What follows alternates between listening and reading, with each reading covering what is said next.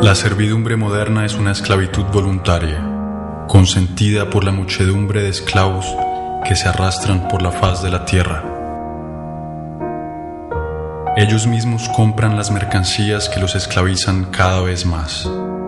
Ellos mismos buscan un trabajo cada vez más alienante que se les otorga si demuestran estar suficientemente avanzados.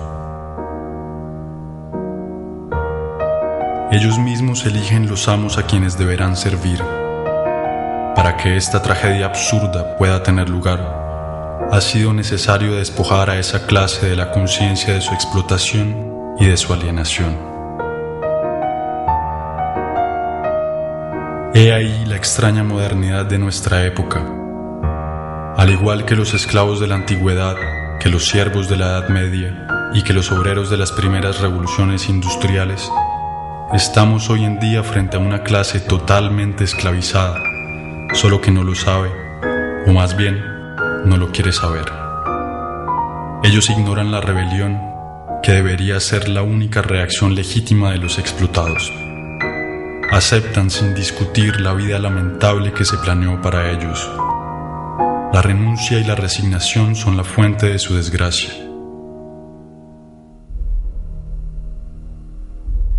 He ahí la pesadilla de los esclavos modernos que no aspiran sino a ser llevados por la danza macabra del sistema de la alienación.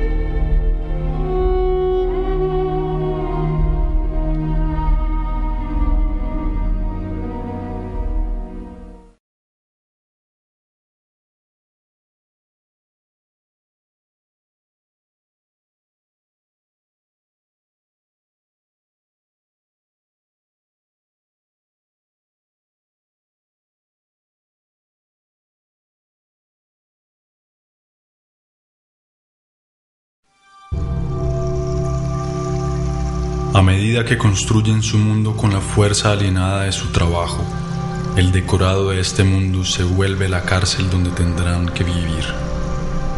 Un mundo sórdido, sin sabor ni olor, que lleva en sí la miseria del modo de producción dominante.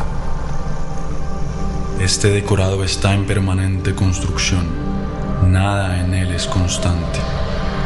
La remodelación continua del espacio que nos rodea está justificada por la amnesia generalizada y la inseguridad con las que tienen que vivir sus habitantes. Se trata de cambiarlo todo a la imagen del sistema. El mundo se vuelve como una fábrica, cada vez más sucio y ruidoso. Cada parcela de este mundo es propiedad de un Estado o de un particular. Este robo social, que es la apropiación exclusiva de la tierra, se materializa en la omnipresencia de los muros, de las rejas, de las cercas, de las barreras y de las fronteras. Son las marcas visibles de esa separación que lo invade todo. Pero al mismo tiempo, la unificación del espacio según los intereses de la cultura mercantil es el gran objetivo de nuestra triste época.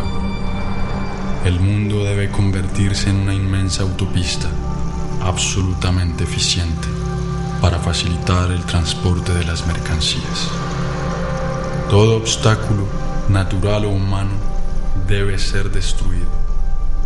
La concentración inhumana de esa masa de esclavos es fiel reflejo de su vida. Se asemeja a las jaulas, a las cárceles, a las cavernas, pero a diferencia del esclavo o del prisionero, el explotado de la época moderna debe pagar por su jaula.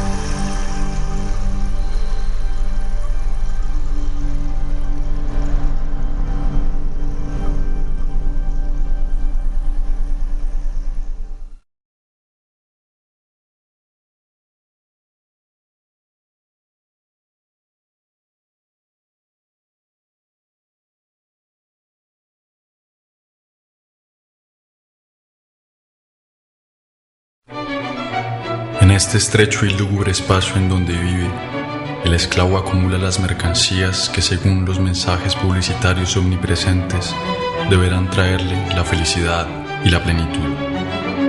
Pero entre más acumula mercancías, más se aleja de él la posibilidad de acceder un día a la felicidad.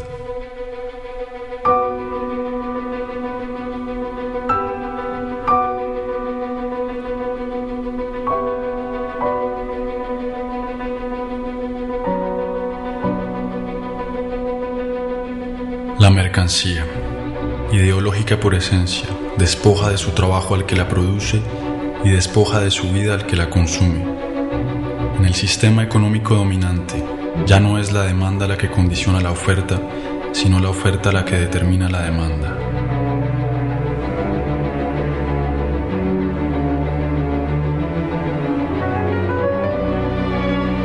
Es así como surgen de manera periódica nuevas necesidades consideradas vitales por la inmensa mayoría de la población.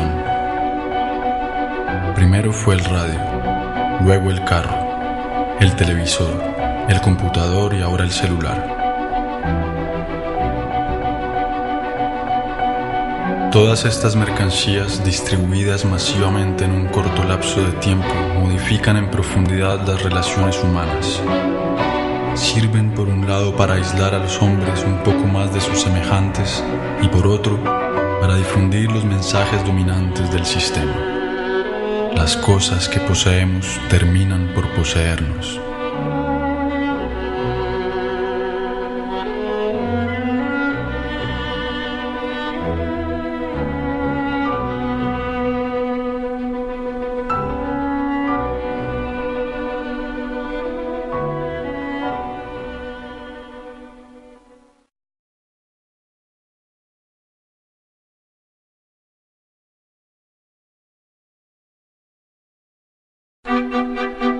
Pero es cuando se alimenta que el esclavo moderno ilustra mejor el estado de decadencia en que se encuentra. Disponiendo cada vez de menos tiempo para preparar la comida que ingiere, se ve reducido a consumir a la carrera lo que la industria agroquímica produce. Erra por los supermercados en busca de los ersatz que la sociedad de la falsa abundancia consiente en darle. Su elección no es más que una ilusión. La abundancia de los productos alimentarios no disimula sino su degradación y su falsificación. No son otra cosa que organismos genéticamente modificados, una mezcla de colorantes y conservantes, de pesticidas, de hormonas y de otros tantos inventos de la modernidad.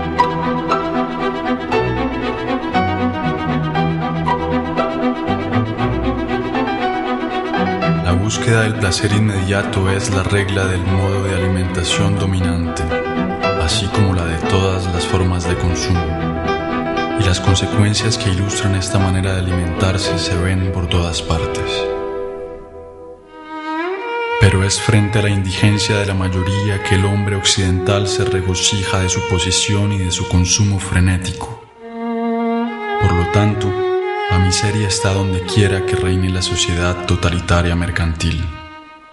La escasez es la otra cara de la moneda de la falsa abundancia. La producción agroquímica es suficiente para alimentar a la totalidad de la población.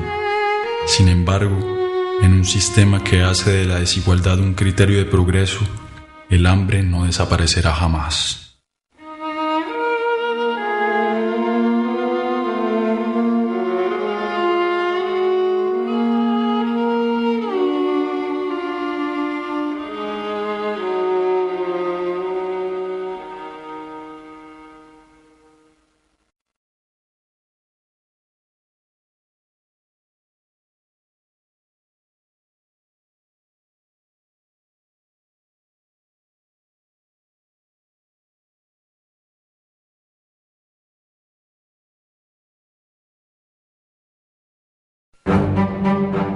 La otra consecuencia de la falsa abundancia alimentaria es la multiplicación de las fábricas de concentración y el exterminio bárbaro y a gran escala de las especies que sirven para alimentar a los esclavos.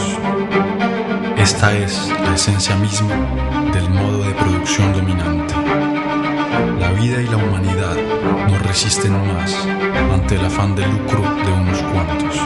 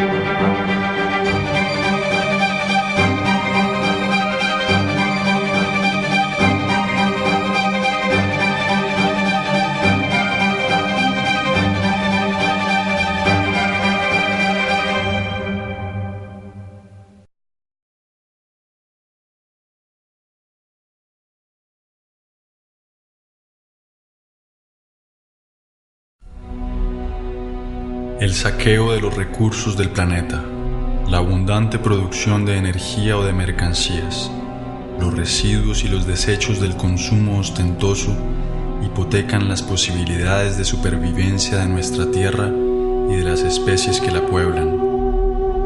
Pero para darle paso al capitalismo salvaje, el crecimiento no deberá parar jamás. Hay que producir, producir y volver a producir cada vez más. Los mismos que contaminan son quienes se presentan hoy en día como los salvadores del planeta.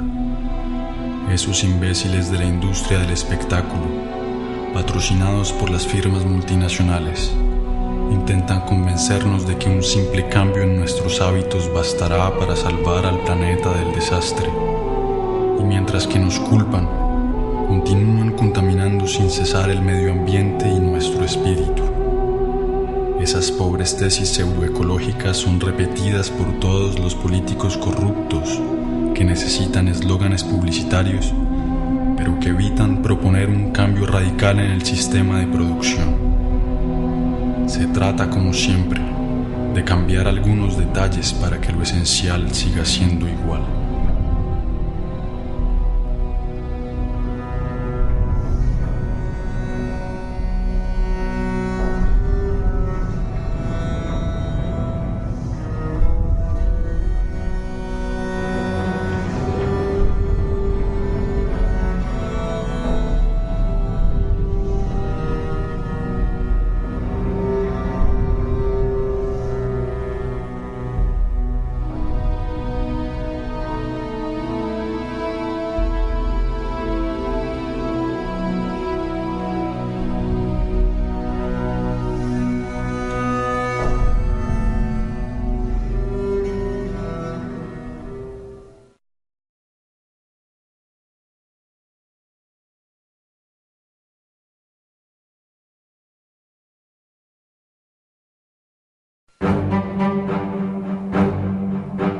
Para entrar en la ronda del consumo frenético hay que tener dinero y para tenerlo hay que trabajar, es decir, venderse.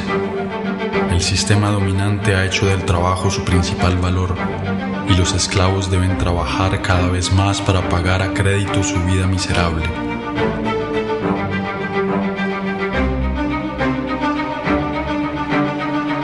Se agotan en el trabajo, pierden con él la mayor parte de su fuerza vital y tienen que soportar las peores humillaciones. pasan toda su vida haciendo una actividad extenuante y molesta para el beneficio de unos cuantos. La invención del desempleo moderno tiene como propósito asustarlos y hacerles agradecer sin cesar la generosidad del poder. ¿Qué harían sin esta tortura que es el trabajo? Son estas actividades alienantes las que nos presentan como una liberación. ¡Qué mezquindad y qué desdicha!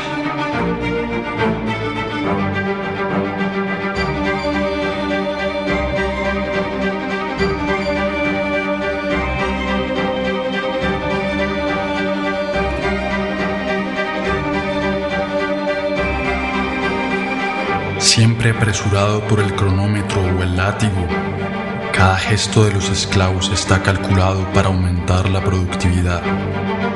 La organización científica del trabajo constituye la esencia misma de la disposición de los trabajadores, del fruto de su trabajo y del tiempo que pasan en la producción automática de las mercancías o de los servicios. La actividad del trabajador se confunde con la de una máquina en las fábricas o con la de un computador en las oficinas. El tiempo pagado no se recupera jamás. De esta manera, cada empleado tiene asignado un trabajo repetitivo, ya sea intelectual o físico. Es un especialista en su área de producción. Esta especialización se reproduce a escala planetaria en el marco de la División Internacional del Trabajo. Se concibe en Occidente, se produce en Asia, se muere en África.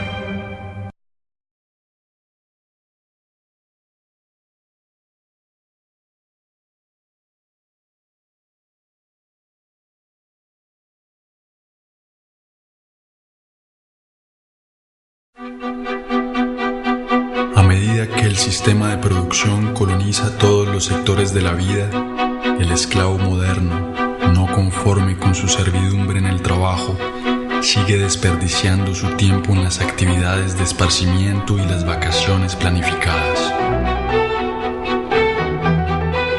Ningún momento de su vida escapa a la influencia del sistema.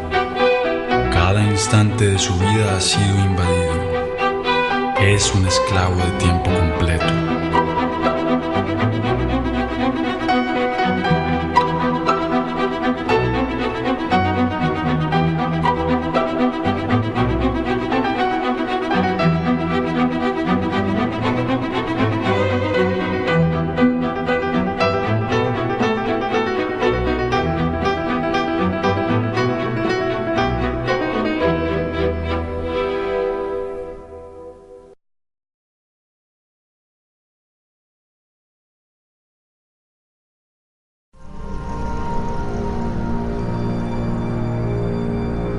La degradación generalizada de su medio ambiente, del aire que respira y de la comida que consume, el estrés de sus condiciones laborales y de la totalidad de su vida social son el origen de las nuevas enfermedades del esclavo moderno.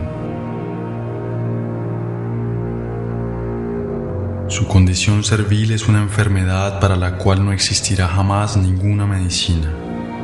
Solo la completa liberación de la condición en la que se encuentra puede permitirle al esclavo moderno reponerse de su sufrimiento. La medicina occidental no conoce sino un remedio contra los males que sufren los esclavos modernos: la mutilación. Es a base de cirugías, de antibióticos o de quimioterapia que se trata a los pacientes de la medicina mercantil.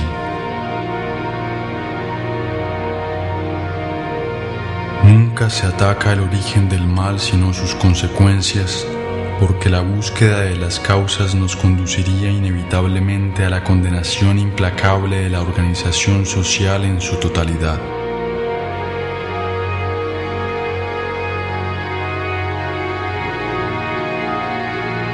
Así como el sistema actual ha convertido cada elemento de nuestro mundo en una simple mercancía, también ha hecho de nuestro cuerpo una mercancía, un objeto de estudio y experimentación para los pseudosabios de la medicina mercantil y de la biología molecular. Los amos del mundo ya están a punto de patentar todo lo viviente. La secuencia completa del ADN del genoma humano es el punto de partida de una nueva estrategia puesta en marcha por el poder. La decodificación genética no tiene otra finalidad que la de ampliar considerablemente las formas de dominación y de control. Como tantas otras cosas, nuestro cuerpo ya no nos pertenece.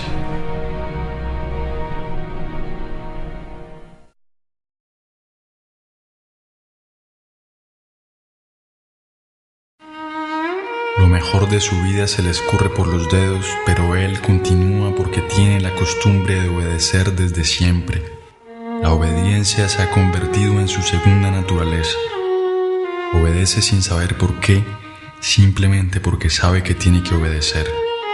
Obedecer, producir y consumir, he ahí el tríptico que domina su vida. Obedece a sus padres, a sus profesores y a sus patrones, a sus propietarios y a sus mercaderes. Obedece a la ley y a las fuerzas del orden. Obedece a todos los poderes porque no sabe hacer otra cosa. No hay nada que lo asuste más que la desobediencia, porque la desobediencia es el riesgo, la aventura, el cambio. Así como el niño entra en pánico apenas pierde de vista a sus padres, el esclavo moderno se siente desorientado sin el poder que lo ha creado. Por eso, continúa obedeciendo. El miedo ha hecho de nosotros unos esclavos y nos mantiene en esa condición. Nos inclinamos ante los amos del mundo, aceptamos esta vida de humillaciones y de miseria solamente por temor. Sin embargo, nosotros disponemos de la fuerza numérica frente a la minoría que gobierna. Su fuerza no la obtienen de su policía, sino de nuestro consentimiento. Justificamos nuestra cobardía al enfrentamiento legítimo contra las fuerzas que nos oprimen con un discurso lleno de humanismo moralizador. El rechazo a la violencia revolucionaria está anclado en los espíritus de aquellos que se oponen al sistema, defendiendo unos valores que el mismo sistema les ha enseñado. Pero cuando se trata de conservar su hegemonía, el poder no vacila nunca en utilizar la violencia.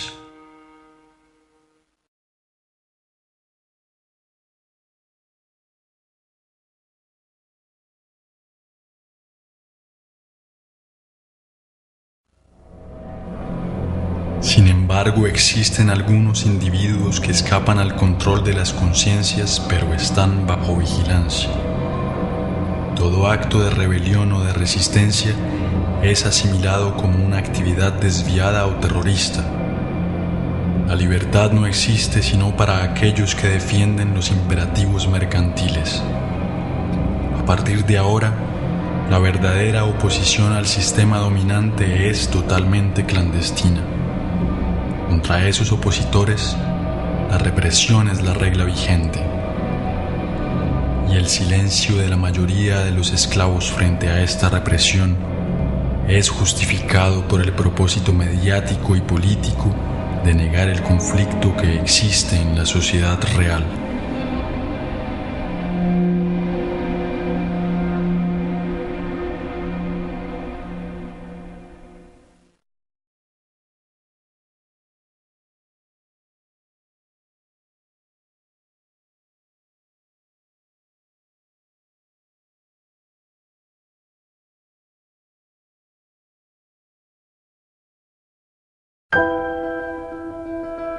Como todos los seres oprimidos de la historia, el esclavo moderno necesita de su mística y de su Dios para anestesiar el mal que le atormenta y el sufrimiento que le agobia.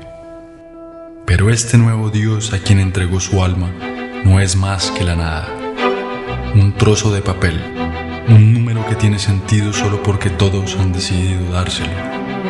Es por este nuevo Dios que estudia, trabaja, riñe y se vende. Es por este nuevo Dios que ha abandonado sus valores y está dispuesto a hacer lo que sea.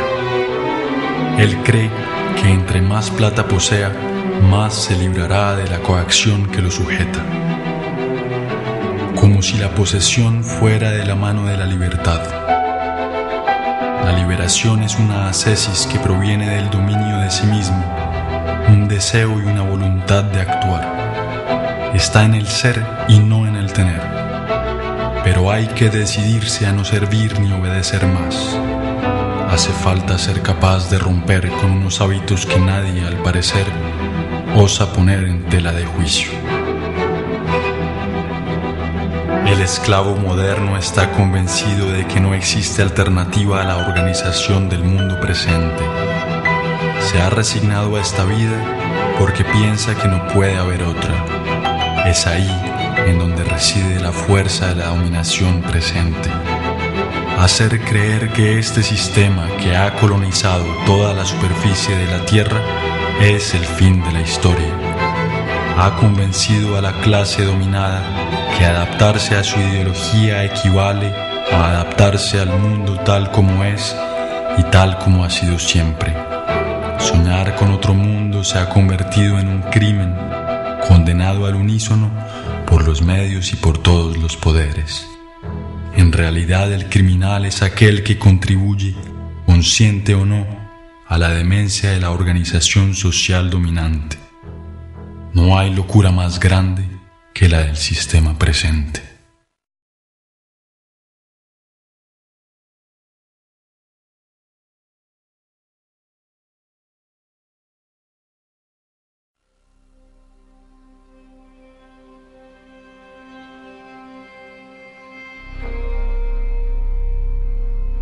Ante la devastación del mundo real, es necesario para el sistema colonizar la conciencia de los esclavos.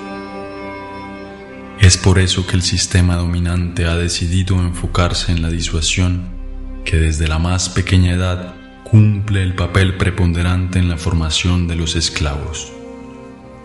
Ellos deben olvidar su condición servil, su prisión y su vida miserable. Basta con ver esa muchedumbre hipnótica conectada a las pantallas que acompañan su vida cotidiana.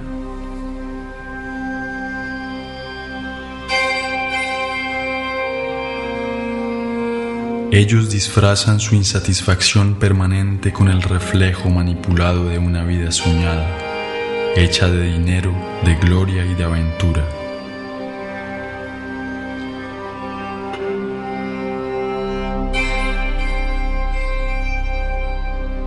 Pero sus sueños son tan lamentables como su vida miserable.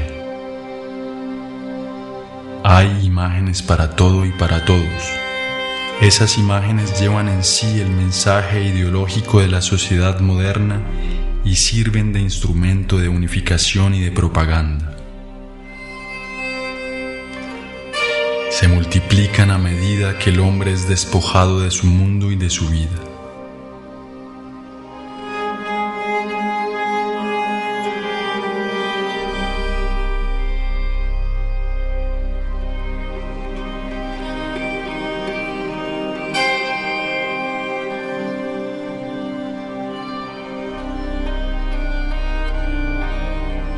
Es el niño el primer blanco de esas imágenes. Hay que volverlos estúpidos y extirparles toda forma de reflexión y de crítica. Todo ello se hace, claro está, con la desconcertante complicidad de sus padres, quienes han desistido ante el impacto de los medios modernos de comunicación.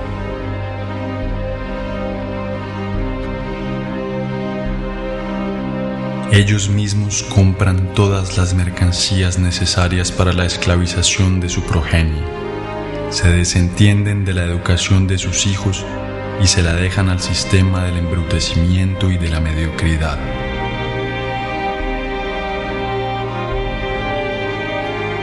Hay imágenes para todas las edades y para todas las clases sociales. Los esclavos modernos confunden esas imágenes con la cultura y a veces con el arte. Se recurre constantemente a los instintos más bajos para vender cualquier mercancía. Y es la mujer, doblemente esclava en la sociedad presente, la que paga el precio más alto. Ella es presentada como simple objeto de consumo. La rebelión ha sido también reducida a una imagen desprovista de su potencial subversivo.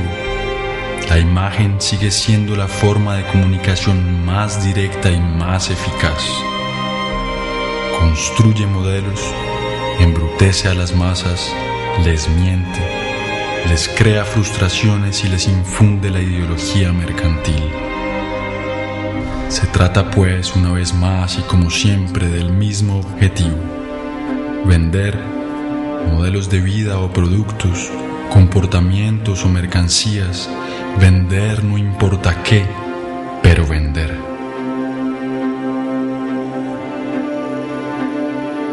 Esos pobres hombres se divierten, pero ese divertimiento no sirve más que para distraerlos del auténtico mal que los acosa.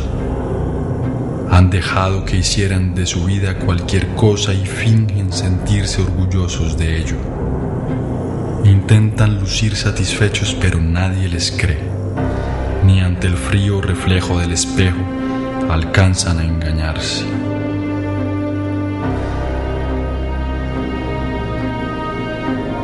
Pierden su tiempo delante de unos imbéciles que los hacen reír o cantar, soñar o llorar.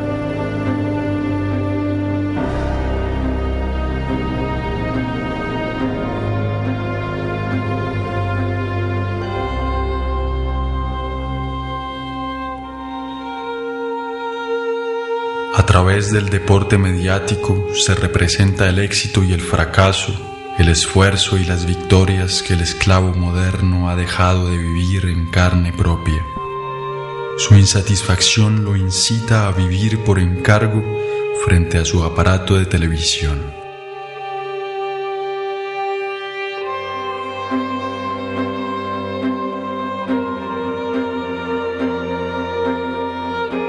Mientras que los emperadores de la antigua Roma compraban la sumisión del pueblo con pan y circo, hoy en día es con divertimientos y un consumo vacuo que se compra el silencio de los esclavos.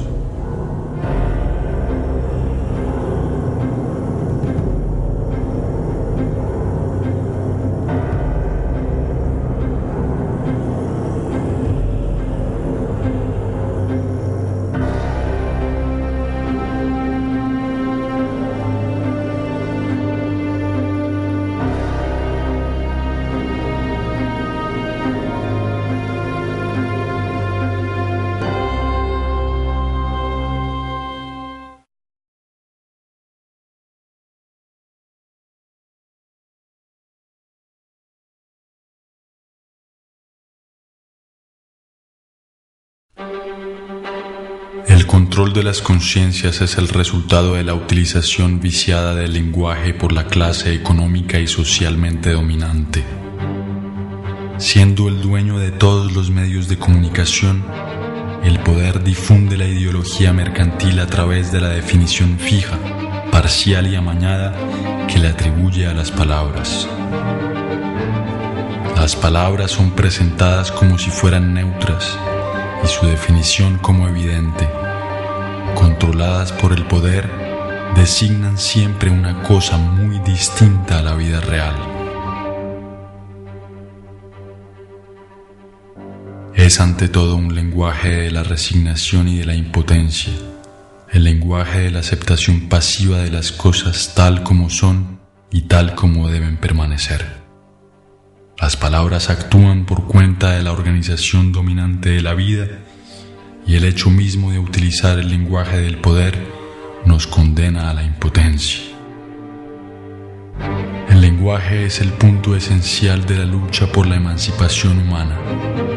No es una forma de dominación que se añada a otra, sino que es el centro mismo del proyecto de sometimiento del sistema totalitario mercantil.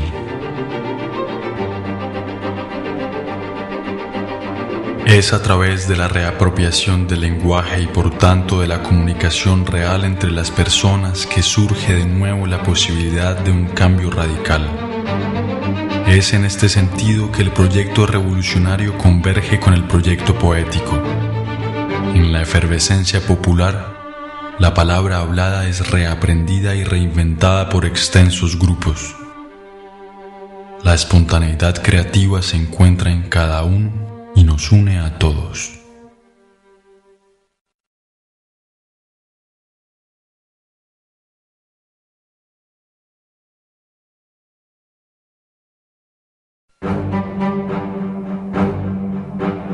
No obstante, los esclavos modernos se sienten todavía ciudadanos. Creen votar y decidir libremente quién conducirá sus asuntos como si aún pudieran elegir.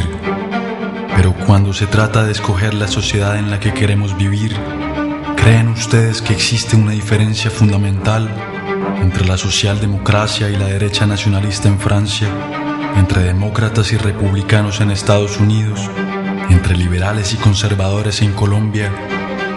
No existe ninguna oposición, puesto que los partidos políticos dominantes están de acuerdo en lo esencial: la conservación de la presente sociedad mercantil. Ninguno de los partidos políticos que pueden acceder al poder pone en entredicho el dogma del mercado. Y son esos mismos partidos los que con la complicidad mediática acaparan las pantallas, riñen por pequeños detalles con la esperanza de que todo siga igual. Se disputan por saber quién ocupará los puestos que les ofrece el parlamentarismo mercantil. Esas pobres querellas son difundidas por todos los medios de comunicación con el fin de ocultar un verdadero debate sobre la elección de la sociedad en la que queremos vivir. La apariencia y la futilidad dominan sobre el enfrentamiento de las ideas. Todo esto no se parece en nada, ni de lejos, a una democracia. La democracia real se define en primer lugar y ante todo por la participación masiva de los ciudadanos en la gestión de los asuntos de la ciudad. Es directa y participativa. Encuentra su expresión más auténtica en la asamblea popular y en el diálogo permanente sobre la organización de la vida en común. La forma representativa y parlamentaria que usurpa el nombre de democracia limita el poder de los ciudadanos al simple derecho de votar, es decir, a nada. Escoger entre gris claro y gris oscuro no es una elección verdadera. Las sillas parlamentarias son ocupadas en su inmensa mayoría por la clase económicamente dominante, ya sea de derecha o de la pretendida izquierda socialdemócrata. No hay que conquistar el poder, hay que destruirlo. Es tiránico por naturaleza, sea ejercido por un rey, un dictador o un presidente electo. La única diferencia en el caso de la democracia parlamentaria es que los esclavos tienen la ilusión de elegir ellos mismos al amo que deberán servir. El voto los ha hecho cómplices de la tiranía que los oprime. Ellos no son esclavos porque existen amos, sino que los amos existen porque ellos han elegido mantenerse esclavos.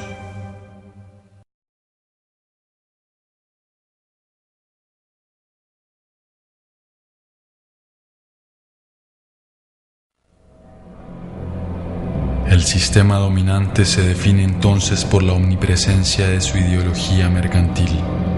Ocupa a la vez todos los espacios y todos los sectores de la vida. No profesa más que la necesidad de producir, vender, consumir, acumular.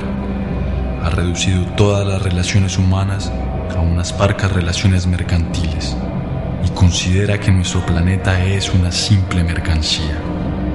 La función que nos asigna es el trabajo servil. El único derecho que reconoce es el derecho a la propiedad privada. Al único Dios que rinde culto es al dinero. El monopolio de la apariencia es total. Solo aparecen los hombres y los discursos favorables a la ideología dominante. La crítica de este mundo se ahoga en el mar mediático que determina qué está bien y qué está mal, lo que se puede y lo que no se puede ver.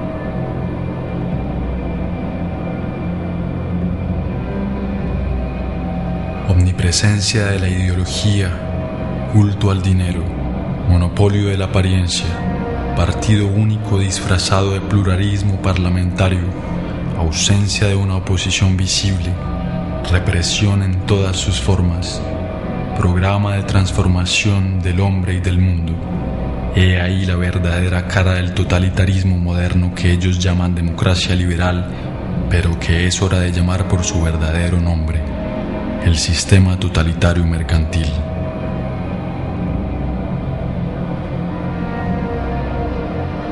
El hombre, la sociedad y todo nuestro planeta están al servicio de esta ideología. El sistema totalitario mercantil ha logrado lo que ningún otro totalitarismo había podido: ocupar cada resquicio del planeta. Hoy en día, ninguna forma de exilio es posible.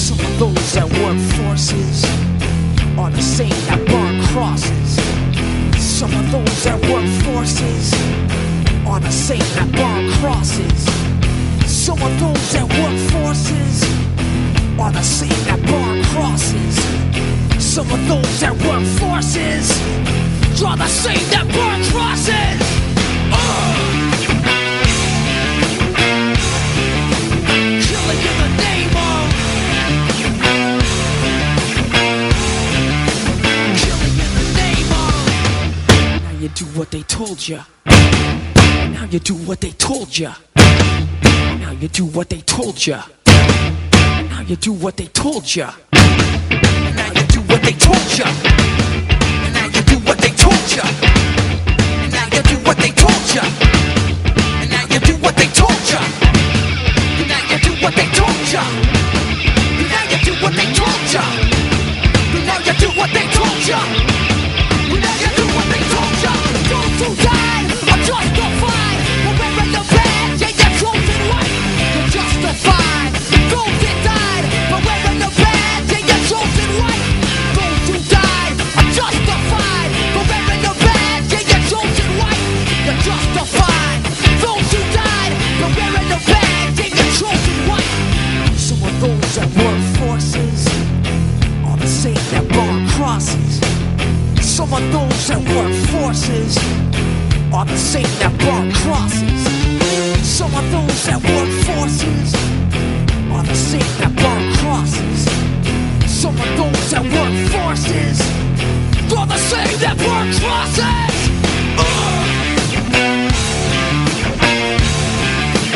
Killing in the name of. Killing in the name of. Now you do what they told you. Now you do what they told you. Now you do what they told you. Now you do what they told you. Now you do what they told you.